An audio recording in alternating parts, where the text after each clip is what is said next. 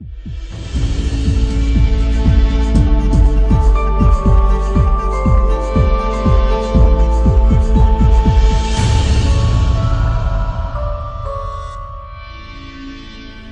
noite, meus amados irmãos. Boa noite, tudo bem com vocês? Espero que sim. Vamos abrir juntos o livro de Jó. Semana passada nós começamos essa série intitulada Caminhando no Vale, uma perspectiva, um olhar bíblico sobre o sofrimento na vida do homem, na vida humana. Semana passada o pastor Flávio introduziu essa série e ele nos mostrou as causas do sofrimento. E segundo a Escritura, a palavra de Deus, a razão do porquê nós sofremos, a causa do porquê sofremos tanto neste mundo, é porque o ser humano se rebelou contra o Criador. E nós vivemos fora do jardim da perfeição, em um mundo marcado pelo pecado, pela injustiça. E essa é a razão porque nós enfrentamos males dentro de nós mesmos, com o próximo, com o mundo, em todas as circunstâncias. Hoje, nós queremos ver esse tema, o propósito do sofrimento na vida do homem. Se Deus é soberano, se Deus continua sendo Deus, por que Deus continua permitindo e fazendo com que, especialmente, os seus servos passem por momentos de aflição, angústia e dor? O propósito do sofrimento. Para isso eu tenho um desafio grande de olhar para a vida desse homem tão famoso, a vida de Jó. Abra comigo no capítulo 42.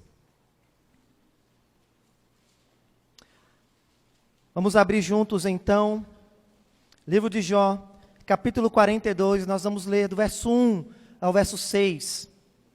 E o tema da mensagem de hoje é o propósito do sofrimento.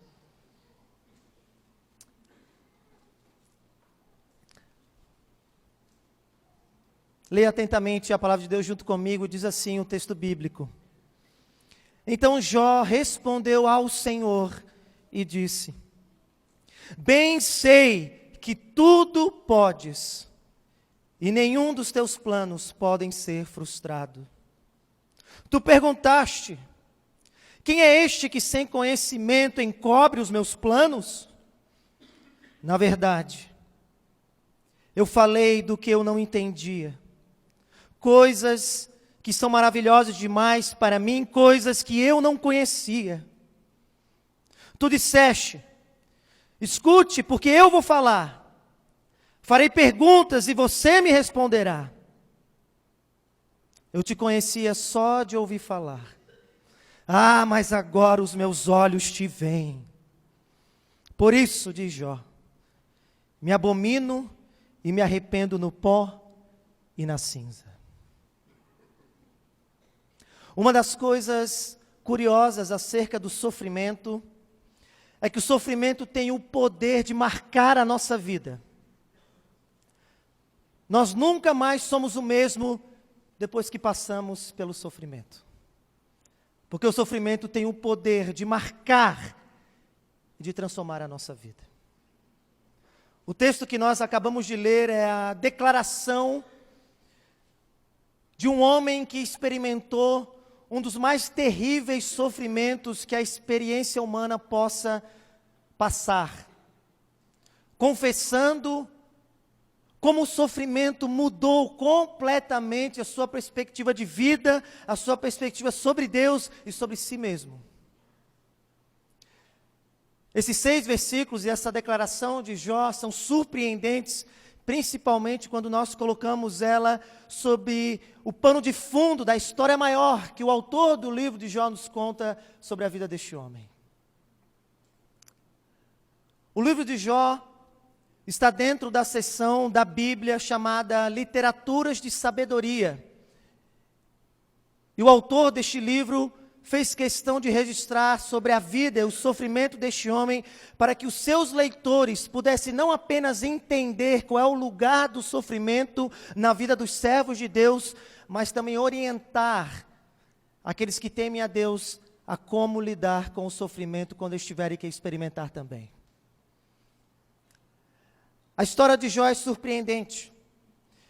E o autor do livro, ele dividiu o livro de Jó em 3 grandes partes. Volta comigo no capítulo 1 do livro de Jó. A primeira grande parte, ela pode ser chamada de prólogo. E prólogo significa introdução. E o autor do livro vai fazer uma introdução descrevendo o caráter da vida de Jó, mas também dizendo quais foram as circunstâncias que levaram Jó a sofrer tanto do jeito como ele sofreu. E o livro começa dizendo que Jó era o homem mais piedoso da sua geração. O autor do livro descreve o caráter dele, dizendo que Jó primeiro era íntegro, era reto, temia Deus e se desviava do mal. Esse é o caráter de Jó. Jó era íntegro. Íntegro significa aquilo que você é quando as pessoas estão vendo, mas você permanece sendo quando ninguém está vendo. Você é uma pessoa só, no público e no privado. Mas o autor do livro diz que ele também é alguém reto. Retidão é alguém que vive conforme um padrão de justiça e de verdade. Não era alguém que manipulava situações para o seu interesse e nem passava por cima de padrões estabelecidos. Ele era reto. Mas diz o livro de Jó que ele temia Deus. O temor é alguém que considera Deus nos seus caminhos e que considera a presença de Deus quando toma uma decisão. Ele termina dizendo que ele também era alguém que se desviava do mal. Jó era alguém que buscava caminhar em santidade. Ser santo é alguém separado para Deus. Alguém que tinha um cuidado de não ofender a Deus. Se desviava do mal. Esse era Jó, o homem mais piedoso da sua geração. Mas o autor do livro continua dizendo que não apenas ele era o homem mais piedoso, mas também o homem mais próspero. Jó tinha uma família grande de 10 filhos, com uma esposa maravilhosa. Ele era próspero, rico, tinha muitas bênçãos, milhares de camelos, milhares de gados, milhares de ovelhas, muitos servos. Ele era um empreendedor, alguém muito bem sucedido na sua profissão. Diz o texto bíblico que não havia ninguém mais próspero do que Jó em todo o Oriente. Jó era o homem mais piedoso do seu tempo, mas o homem mais próspero do seu tempo. Mas a Bíblia termina descrevendo o seu caráter, dizendo que ele também era o homem mais feliz do seu tempo. Ele amava sua esposa. Numa família grande de 10 filhos, é muito difícil fazer com que os filhos se amem, mas diz a Bíblia que os filhos se amavam, era uma família unida, os filhos viviam na casa uns dos outros, se regalando, festejando, desfrutando da vida. O próprio Jó sacrificava a Deus sacrifícios pacíficos. É alguém que chega diante de Deus para agradecer, porque sabe que está vivendo a sua melhor vida. Jó, o homem mais piedoso do seu tempo, o homem mais próspero do seu tempo, o homem mais feliz da sua geração. Mas, enquanto Jó estava vivendo o seu melhor momento na terra, sem ele saber, acontece uma reunião nos céus. Diz o texto que as criaturas de Deus compareceram na presença do Deus Criador, e junto com elas apareceu Satanás, a antiga serpente tentadora do Éden, o grande inimigo dos homens e de Deus. E para nossa surpresa, Deus então começa uma conversa, instiga uma conversa com Satanás que vai desembocar em todo o sofrimento que Jó vai sofrer. E Deus diz: observaste meu servo Jó? Não existe ninguém na terra como ele. Essa é a avaliação de Deus na vida de Jó. Abre parênteses. Essa seria a avaliação de Deus sobre a minha e sobre a sua vida? Fecha parênteses. E Satanás então agora levanta a sua primeira tese. E a tese de Satanás é o seguinte: ninguém adora a Deus pelo que ele é. Todos os homens só adoram a Deus por aquilo que ele tem a oferecer.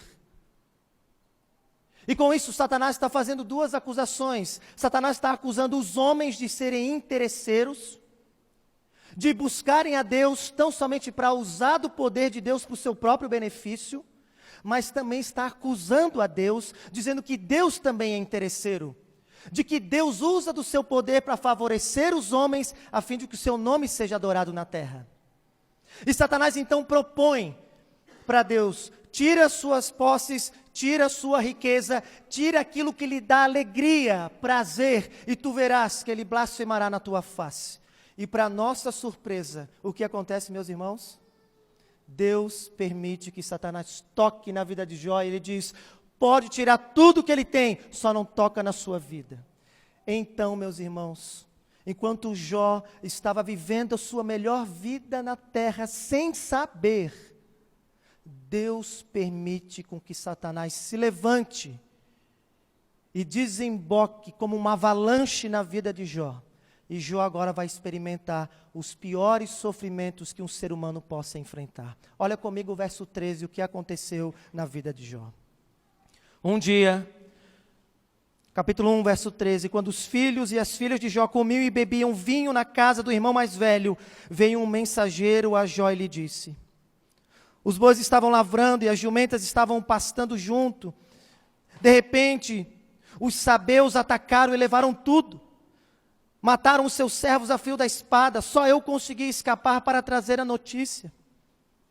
Enquanto ele estava ainda falando, veio outro mensageiro e disse: fogo de Deus caiu do céu e queimou as ovelhas e os servos, destruindo todos eles. Só eu consegui escapar para trazer a notícia.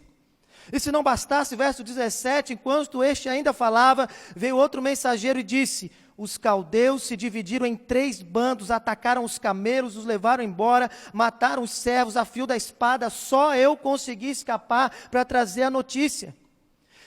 Também este ainda falava, quando veio o outro e disse: os seus filhos e suas filhas estavam comendo e bebendo vinho na casa do irmão mais velho, e de repente eis que se levantou um vento muito forte do lado do deserto e bateu contra os 4 cantos da casa. Ela caiu sobre os jovens e eles morreram todos num só dia. Só eu consegui escapar para trazer a notícia. Verso 20. Então Jó se levantou, rasgou o seu manto, as suas vestes, raspou a sua cabeça e prostrou-se com a testa na terra e adorou a Deus e disse: nu saí do ventre da minha mãe e nu voltarei. O Senhor deu, o Senhor tomou, bendito seja o nome do Senhor. E em tudo isto, Jó não pecou, nem atribuiu a Deus falta alguma.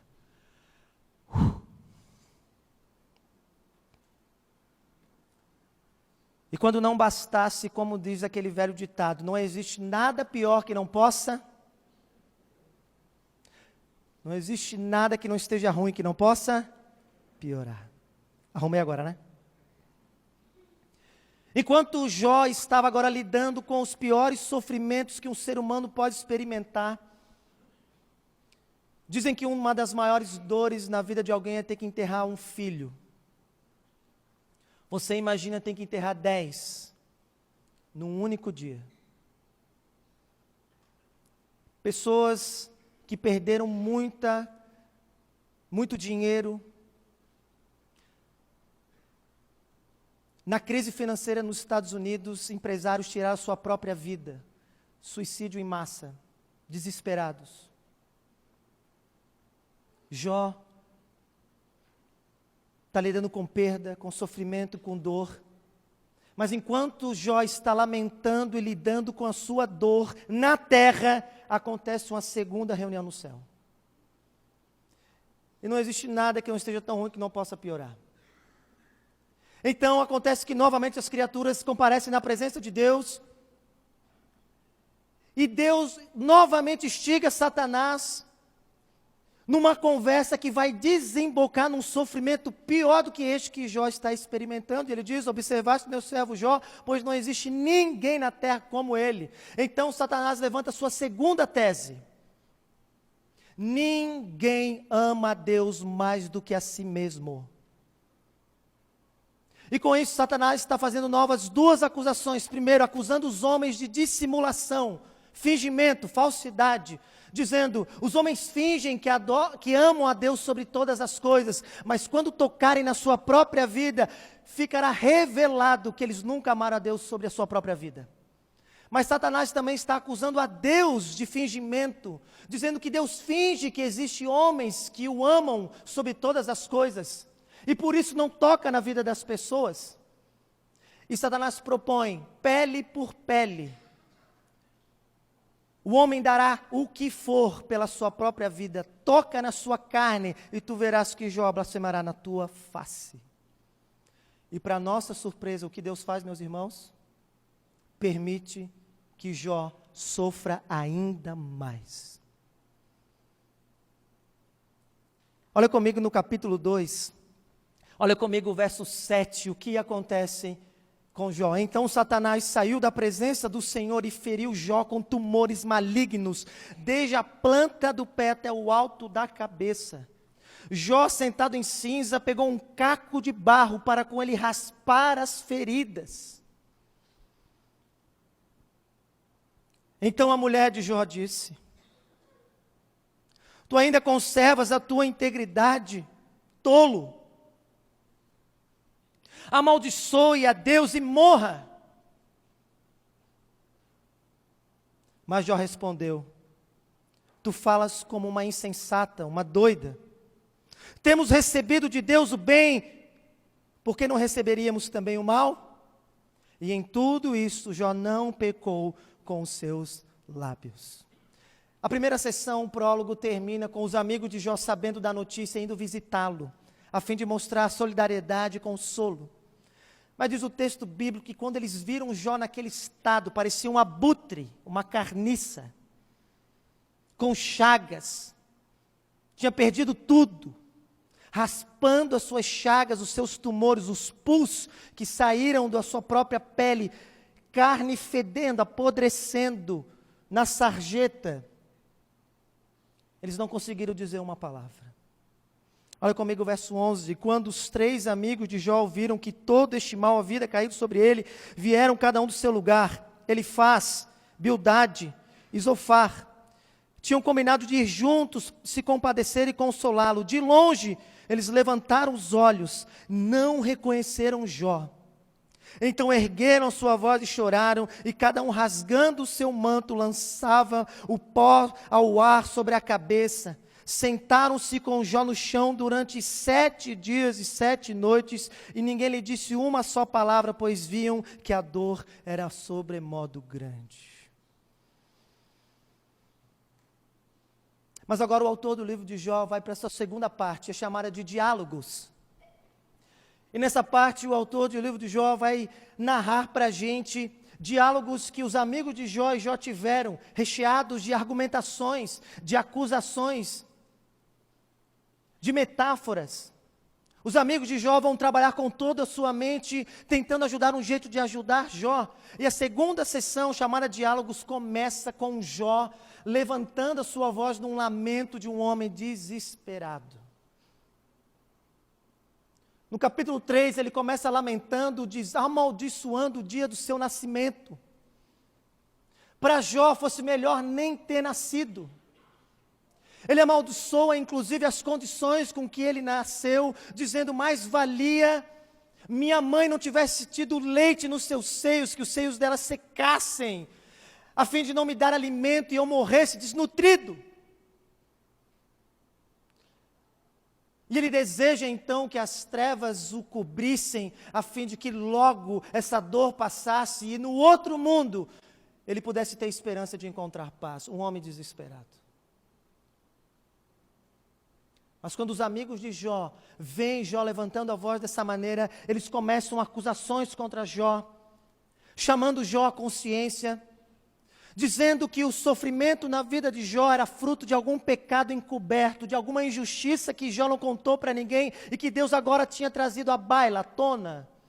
E a mentalidade dos amigos de Jó é simples. Para os amigos de Jó, eles têm uma perspectiva moralista acerca do sofrimento. Deus é o Deus Todo-Poderoso e que governa o mundo sob o seguinte princípio: Deus abençoa aqueles que praticam o bem e amaldiçoa e castiga aqueles que praticam o mal. Se o sofrimento de Jó é real, inegável, logo Jó só pode ser o malfeitor, está escondendo algum pecado.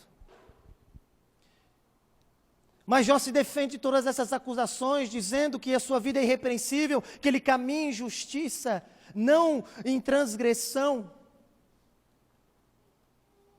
E Jó diz que é sem motivo que Deus está fazendo isso com ele.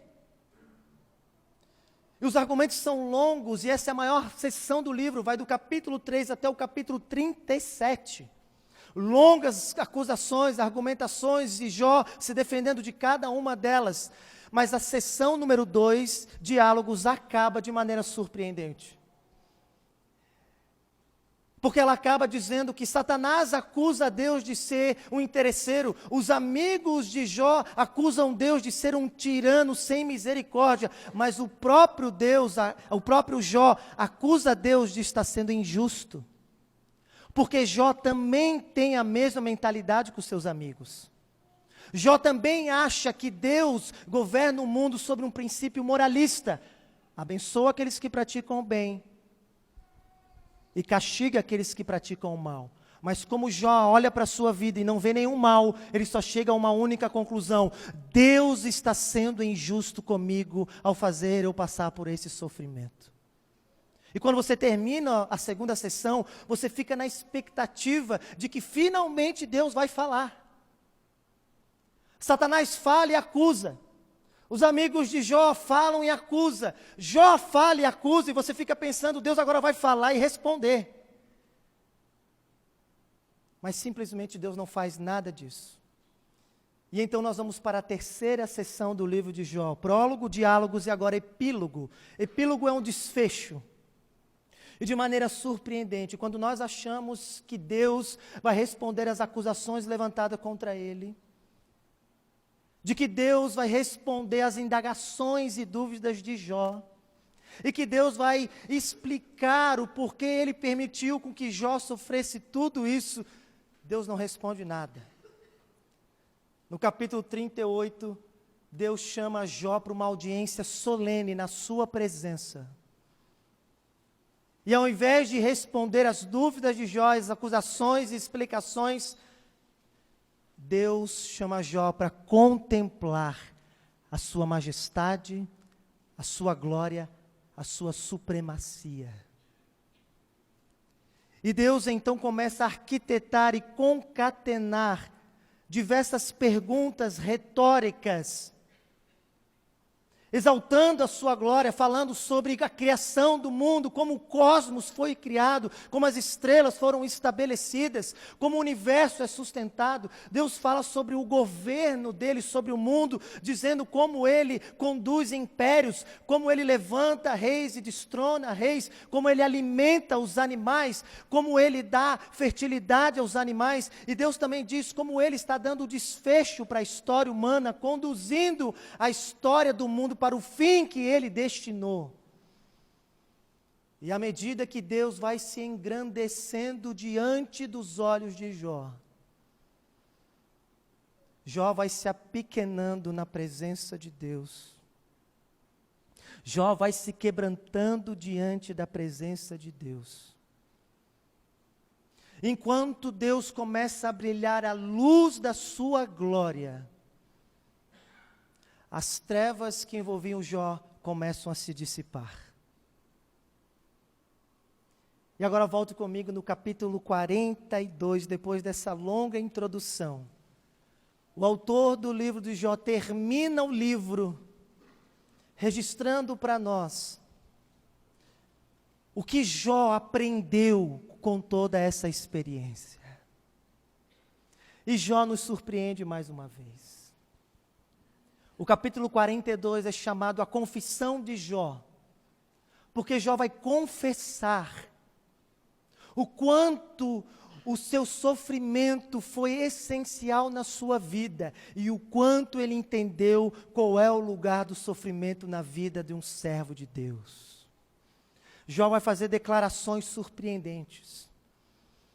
E eu quero ver com vocês 3 lições de qual é o propósito do sofrimento na vida de um servo de Deus, de uma serva de Deus, por meio das declarações de Jó. No verso 2, Jó vai dizer que o sofrimento produz confiança em Deus. No verso 3, Jó vai dizer que o sofrimento produz mudança de caráter. E no verso 4 e verso 5, Jó vai dizer que o sofrimento produz renovação espiritual. Apesar do fato que esses não são os únicos propósitos, Jó entendeu que esses são os propósitos do sofrimento, do porquê Deus permite sofrimento, inclusive na vida dos seus filhos, dos seus servos, a fim de que eles confiem em Deus, a fim de que eles tenham um caráter mudado, e a fim de que eles tenham sua espiritualidade, a sua fé renovada. Depois dessa longa introdução, vamos ver cada uma dessas declarações de Jó. Volta os olhos comigo, verso 1 e verso 2. Jó entendeu que o sofrimento produz confiança em Deus. Jó começa com uma declaração surpreendente. Ele diz no verso 2 assim: bem sei. O que Jó está fazendo não é apenas uma declaração qualquer, mas é uma declaração de fé. É alguém que agora chegou numa confiança. É alguém que agora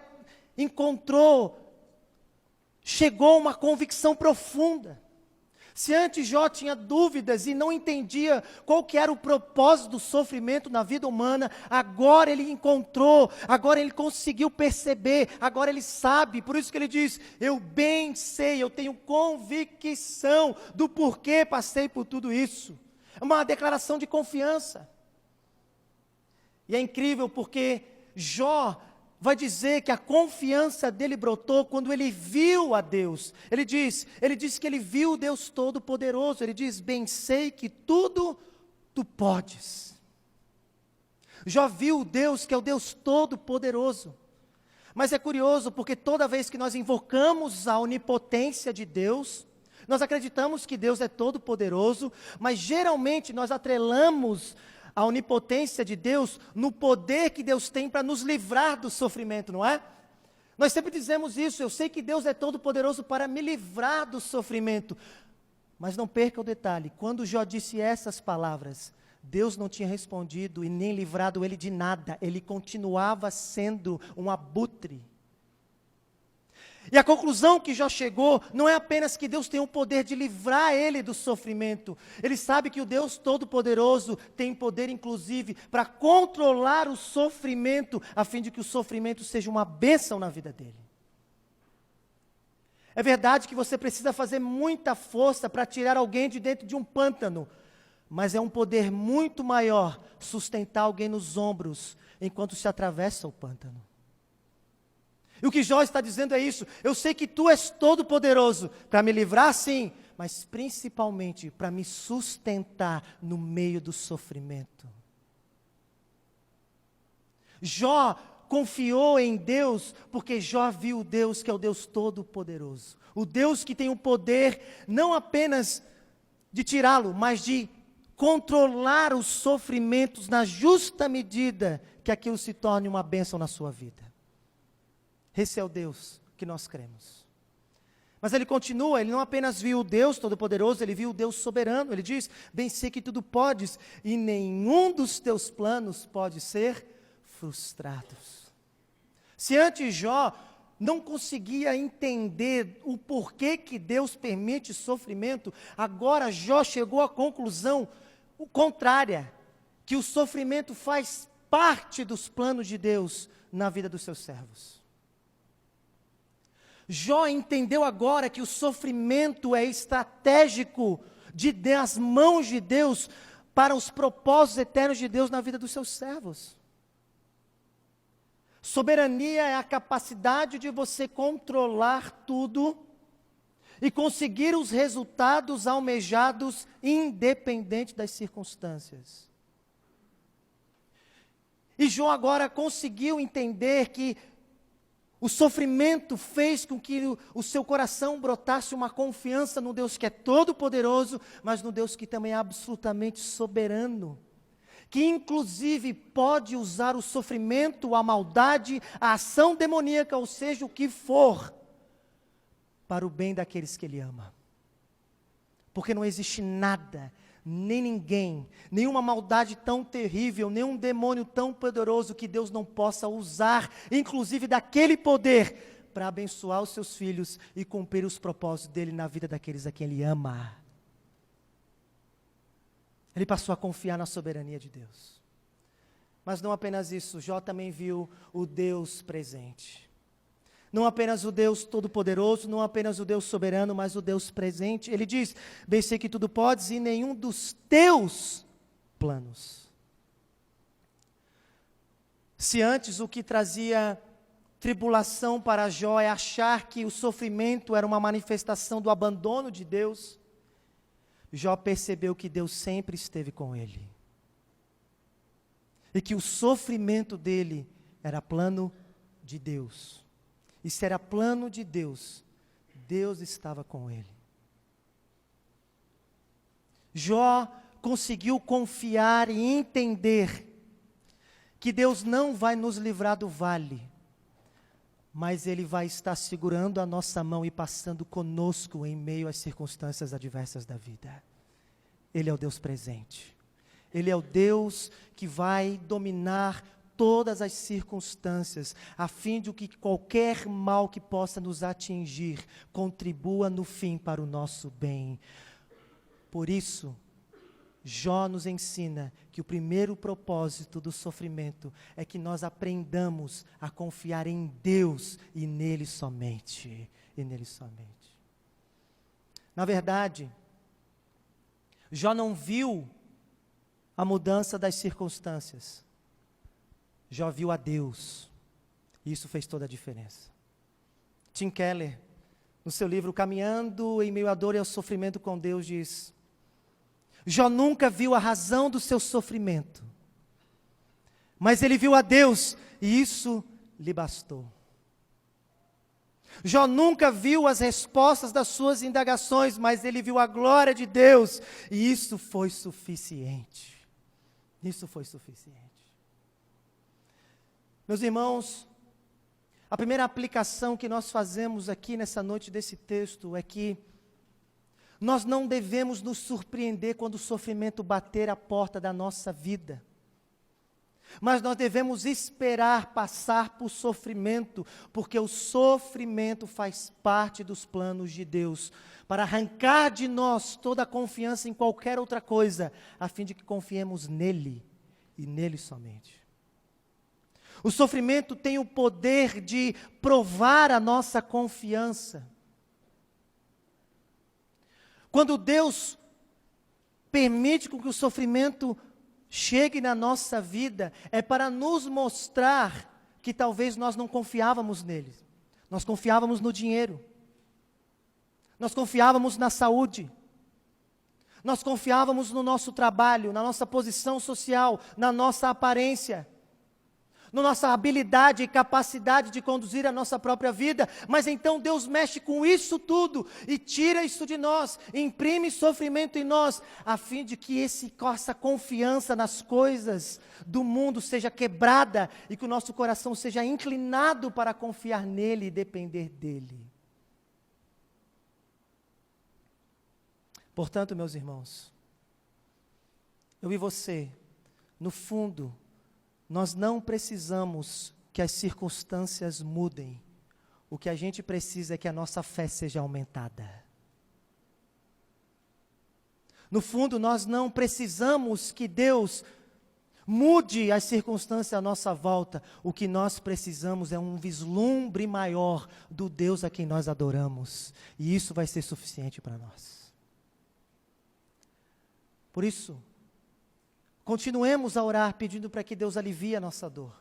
Continuemos a orar pedindo para que Deus mude pessoas, mude circunstâncias. Mas ao invés disso, prioritariamente, ore para que Deus aumente a sua fé. Ore para que Deus aumente a sua confiança. Ore para que Deus se revele para você e para que você experimente da presença dEle no meio da angústia. E se você vai ter a certeza que o sofrimento vai estar sendo cumprido. O propósito do sofrimento vai estar sendo cumprido na sua vida. Porque o primeiro propósito do sofrimento na vida dos filhos de Deus é fazer com que eles confiem mais em Deus. Mas já vai para uma segunda. Olha comigo o verso 3. Jó vai nos ensinar que o sofrimento também produz mudança de caráter. E mais uma vez Jó nos surpreende. Jó começa então relembrando uma indagação que o próprio Deus fez contra ele na sessão de diálogos. Ele diz: tu perguntaste. É como se ele estivesse replicando aquilo que Deus tinha perguntado para ele, questionado a ele, e Jó agora vai nos ensinar que o sofrimento pelo qual ele passou trouxe à luz fraquezas, falhas e desvio de caráter na sua vida. E pela resposta de Jó, nós vimos que Jó consegue diagnosticar 3 pecados, 3 falhas, que ele só conseguiu perceber depois que ele passou pelo sofrimento. Primeiro, insensatez. Jó percebeu o quanto ele era insensato, o quanto ele não era tão sábio quanto achava. Ele diz, verso 3, tu perguntaste, quem é este que sem conhecimento chega diante de mim? Jó se achava muito sábio. Jó achava que sabia como a vida humana opera. Jó achava que sabia o que acontece com os seres humanos. Jó era aquele que dava conselho para os outros. Mas quando ele passou pelo sofrimento, ele percebeu que ele não sabia tanto assim. Ele percebeu que ele precisava aprender mais. Ele percebeu que existiam coisas que ele não dominava. Ele percebeu que ele precisava aprender com Deus mais e mais. Mas não apenas isso, não apenas a insensatez de Jó é revelada, mas o seu orgulho também. Olha comigo o verso 13, ele diz assim, quem é este que sem conhecimento encobre os meus planos? A palavra encobrir aqui é fazer resistência. É como se Deus estivesse dizendo para Jó, Jó, você é tão orgulhoso, tão vaidoso, que você não consegue aceitar o sofrimento na sua vida. Mas Jó só conseguiu perceber o quanto a vaidade existia no seu coração quando Deus fez ele passar pelo sofrimento. Porque tudo estava encoberto ante os olhos de Jó. Jó só percebeu o quanto ele é capaz de militar com Deus e fazer queda de braço com Deus quando Deus mexeu em coisas preciosas na vida de Jó. Então Jó percebeu que ele era orgulhoso, que no fundo ele era vaidoso. Mas não apenas isso. Porque quando o Jó faz esses questionamentos, ele está fazendo esses questionamentos com os amigos. Isso revela um terceiro defeito na vida de Jó. Jó não apenas viu a sua sensatez e nem apenas o seu orgulho, mas Jó também viu a sua amargura. Foi quando o sofrimento bateu na sua vida que ele foi capaz de desfazer amizades. Foi capaz de brigar com seus amigos e se tornou uma pessoa amargurada, azeda. Mas Jó não conseguia ver isso antes. E foi ao meio do sofrimento que Deus trouxe isso à tona para mostrar para Jó que existiam coisas sim na vida dele que precisavam ser tratadas, que de outra maneira ele não saberia. Mas o texto é maravilhoso, sabe por quê? Porque Deus tem tanto poder, tanta soberania e tanta graça, que o mesmo sofrimento que traz à luz os nossos pecados, também transforma a nossa vida. Deus não mostrou as falhas de Jó simplesmente para jogar na cara dele e humilhá-lo de qualquer maneira. Deus trouxe à tona as falhas de Jó, a fim de lapidar o caráter dele de maneira mais profunda. Olha comigo no final do verso 13, ele diz, na verdade, agora ele chega à conclusão o quanto ele aprendeu. Primeiro, ele diz que agora ele se tornou mais sábio. Ele diz, falei do que eu não entendia. Jó percebeu que agora, depois dessa experiência, ele é alguém mais sábio. Ele é alguém que entende mais sobre Deus, sobre a vida humana e sobre si mesmo. Mas não apenas isso, agora ele é alguém mais humilde. Ele diz, essas coisas são maravilhosas demais para mim, coisas que eu não conhecia. Jó finalmente se rende e agora ele é mais humilde. Ele é mais manso. Ele está mais aberto para aprender de Deus. Ele se torna mais sábio, ele se torna mais humilde. Mas não apenas isso, ele também se torna alguém mais compassivo, empático, porque no final do capítulo 42 do texto bíblico vai dizer que Jó intercede pelos seus amigos e clama a Deus para que Deus perdoe os seus amigos e abençoe os seus amigos. Isso é maravilhoso, meus irmãos, porque o sofrimento tem o poder de mudar o nosso caráter, e Deus quer mudar o nosso caráter e vai usar o sofrimento para isso. Foi no meio do sofrimento que a luz dos defeitos, que trouxe à baila os defeitos de Jó, ao mesmo tempo transformou a sua vida. Quando nós sofremos, nós somos reduzidos à humilhação, porque nós temos que confessar que nós não somos aqueles que governam o mundo. Nós temos que confessar que nós não tem coisas sobre a vida que nós não sabemos, que as coisas saíram do nosso controle. Mas também é meio ao sofrimento que nós nos tornamos pessoas mais misericordiosas com aqueles que sofrem também. Mais empáticos, nos colocamos mais no lugar dos outros. Eu lembro quando a minha mãe faleceu e como isso foi um marco na minha vida. Minha esposa diz isso até hoje, que depois que eu passei por esse luto, diz a minha esposa, não eu, que eu consegui me compadecer mais das pessoas. Mas antes eu não conseguia enxergar o quanto eu era indiferente à dor dos outros. Porque o sofrimento tem o poder de mudar o nosso caráter. E Deus vai usar do sofrimento para produzir esse propósito na minha e na sua vida. Na Europa, no pós-reforma, a peste bubônica, a peste negra, devastou a Europa de maneira desastrosa.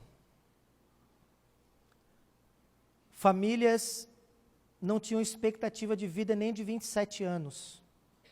Pais enterravam 1, 2, 3, 4, 5 filhos, esposa, marido, parentes no mesmo ano. Devastação total. E conta a história que um dia, um homem amargurado da vida, um crente em Cristo Jesus, foi lamentar e esbravejar contra o pastor e contra Deus, não entendendo por que Deus estava fazendo isso com ele, e o pastor, de maneira sábia, o levou a uma tapeçaria.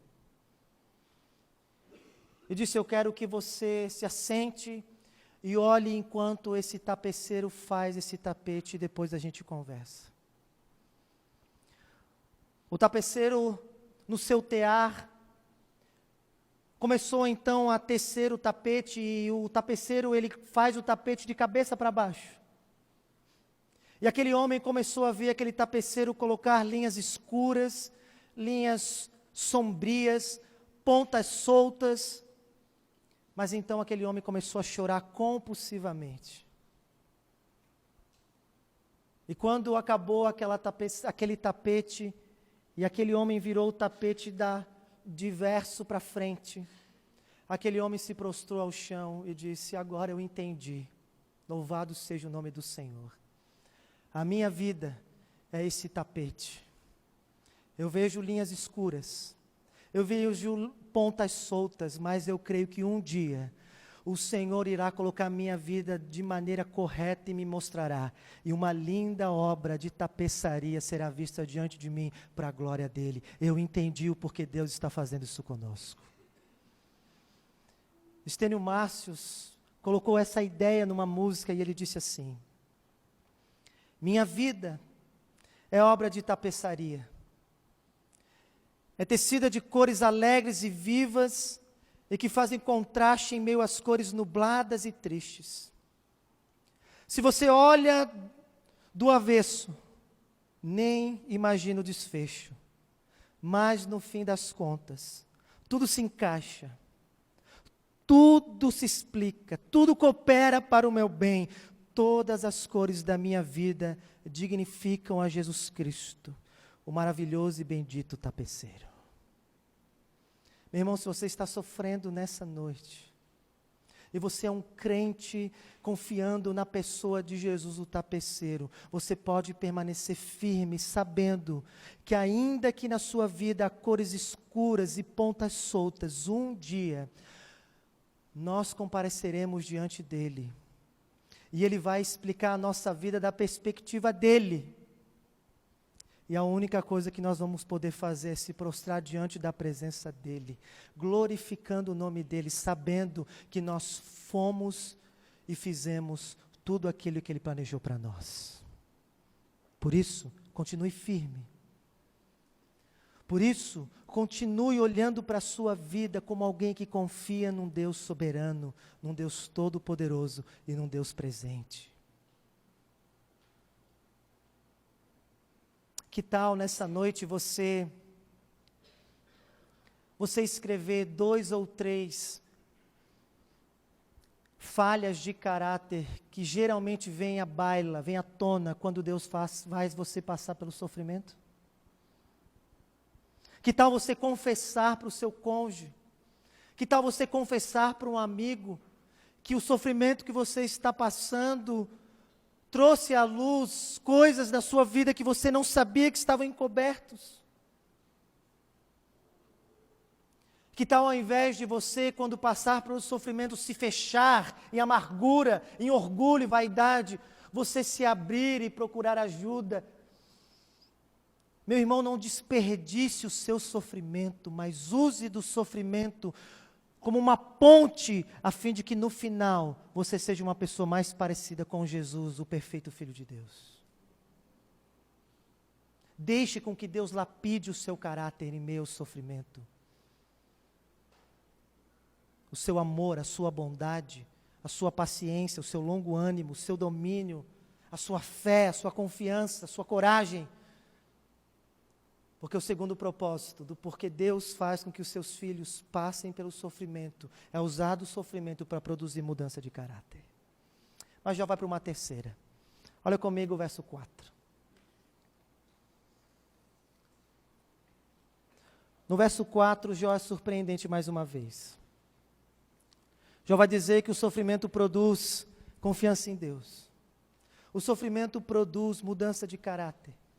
Mas o sofrimento também produz renovação espiritual. Olha que diz o verso 4, ele diz assim: tu disseste, mais uma vez ele replica um questionamento que Deus fez contra ele. E o questionamento que Deus fez contra ele foi essa: escuta, porque agora eu vou falar. Eu te farei perguntas e é você que vai me responder. E com isso Jó percebe que o seu relacionamento com Deus era bom, mas poderia ser infinitamente melhor. Jó percebe com isso que ele não era tão profundo com Deus quanto se pode ser. E foi por meio do sofrimento que ele percebeu que Deus é capaz de fazer ele passar pelo sofrimento, a fim de que ele vá mais fundo no relacionamento dele com Deus, na comunhão dele com Deus, no entendimento dele de Deus. E agora ele termina no verso 5, ele diz: eu te conhecia só de ouvir falar, mas agora os meus olhos te veem. É fantástico o que Jó está dizendo, meus irmãos. É fantástico porque Jó está dizendo: eu tinha informações corretas sobre Deus. Eu poderia responder coisas sobre Deus, mas eu não tinha experimentado elas no coração ainda. O que Jó está dizendo é que Deus não apenas quer que você saiba que Deus é todo-poderoso, mas que você trema e se quebrante diante do poder de Deus. Deus não apenas quer que você saiba que Deus é soberano, mas Deus faz com que você passe pelo sofrimento para que você experimente descanso e segurança da soberania de Deus. Deus não apenas quer que você cante que Ele é refúgio e fortaleza, mas que você se sinta seguro em meio ao sofrimento, sabendo que Deus é o refúgio da sua vida. O sofrimento tem o poder de fazer com que a gente não apenas sejamos cristãos superficiais, que falam da boca para fora verdades colossais sobre Deus, mas que sejamos cristãos profundos, que confessam com os lábios aquilo que eles acreditam no fundo do coração. O sofrimento é a estratégia de Deus de fazer com que o conhecimento que você tem sobre Ele saia da mente e venha para o coração. Nós nunca iremos de fato experimentar as grandes verdades da fé cristã, a não ser que passamos pelo vale do sofrimento. Escutar sermão é maravilhoso. Ler livros de literatura é fantástico. Escutar música é belíssimo, mas nada substitui o bom e velho sofrimento e angústia na vida de um homem e de uma mulher, para que ele não apenas conheça a Deus de ouvir falar, mas que ele veja com seus próprios olhos a grandeza do Deus que ele invoca. É isso que Deus está fazendo. É isso que Deus quer fazer. O sofrimento tem esse terceiro propósito, de levar eu e você mais fundo com Deus. Mais fundo com Deus. C.S. Lewis, num livro chamado O Problema do Sofrimento, diz isso. Escute. Deus sussurra em meio às alegrias. Conversa com nossa consciência, mas então Ele grita em meio às angústias. O sofrimento é o megafone de Deus para despertar um mundo perdido em sua surdez. Quando Jó achava que o sofrimento não tinha propósito algum, ele percebeu, como Lewis, que Deus usa o sofrimento como um megafone para chamar a minha e a sua atenção para mais perto dele. Para mais perto dele. Sabe por que Deus permite o sofrimento, meus irmãos e minhas irmãs? Para chamar pessoas surdas a um relacionamento mais profundo com Ele. Portanto, como aplicação nesse ponto é, toda vez que você passar por sofrimentos, não deixe que o sofrimento perca isso de vista. É Deus gritando a você, chamando você a estar mais perto dEle. Ao invés de você ver o sofrimento como uma manifestação de abandono de Deus, o sofrimento é graça de Deus na nossa vida, porque é lá nesse vale que Ele vai revelar a sua glória para nós e mudar de uma vez por toda a nossa história. Toda a nossa história. Não impeça o sofrimento chegar na sua vida. Se renda a Deus e deixe com que Deus conduza você no sofrimento, e lá você vai descobrir um Deus que você jamais conheceu. Você vai experimentar verdades de Deus que você jamais experimentou. Não existe nada melhor que o sofrimento para fazer um homem orar. Não existe nada melhor que o sofrimento para fazer um homem e uma mulher se apegarem juntos e restaurar um casamento. Não existe nada melhor que o sofrimento para humilhar um jovem, para fazer ele perceber que ele depende de Deus. Não existe nada melhor que o sofrimento para que alguém ansioso se acalme e pare, a fim de encontrar paz em meio às angústias. Não existe nada melhor que o sofrimento, que alguém manipulador, pare e se torne alguém humilde, se torne alguém piedoso.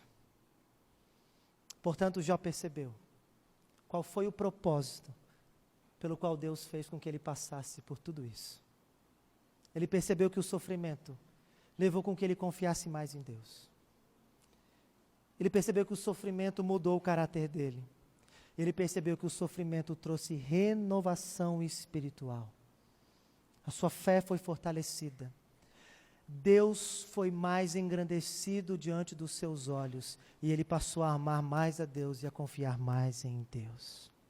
Se você está sofrendo, meu irmão e minha irmã, você pode se unir junto com o Jó, nessa trilha, sem medo, porque aquilo que Ele fez com Jó, Ele fará conosco também. Amém? Amém. Volta os olhos comigo no último verso, verso 6, e eu termino. A conclusão de Jó é maravilhosa. Jó diz no verso 6, uma conclusão, ele conclui, ele diz assim, por isso, a conclusão, ele vai concluir, eu me abomino e me arrependo no pó e na cinza. E os teólogos ficam intrigados. E os teólogos não sabem dizer muito bem o que Jó está querendo dizer com isso. Porque o livro de Jó tem uma tônica e enfatiza que Jó não tinha um pecado grave. Eram coisas que estavam escamoteadas. Todos os homens têm coisas a ser trabalhadas e o sofrimento trouxe isso à tona. Jó não tinha um pecado encoberto. Eram coisas que ele não via. Mas ele disse que agora ele se abomina e ele se arrepende. E a pergunta do que Jó está se abominando e do que ele está se arrependendo. Eu concordo com Don Carson quando ele diz: o que Jó está fazendo aqui é o que cada cristão deve fazer quando entende o propósito do sofrimento. E sabe o que é? Jó está se rendendo a Deus.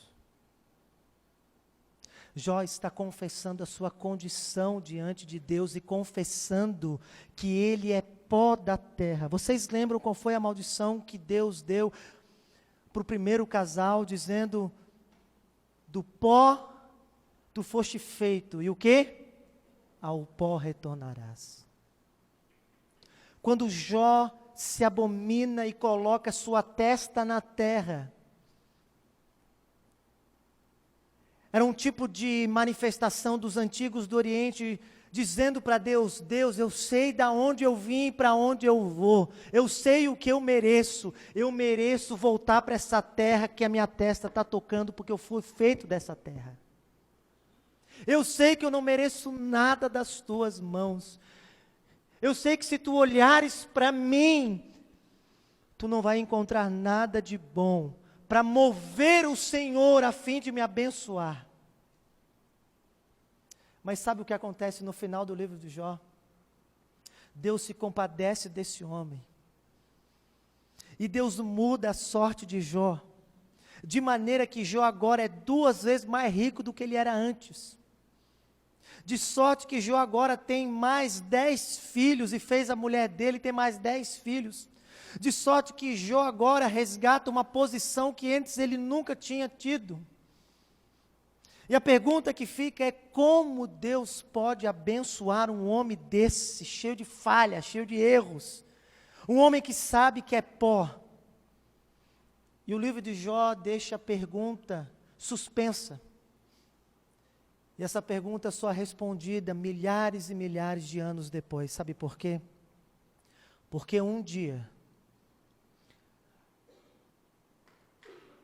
o Filho de Deus se fez homem,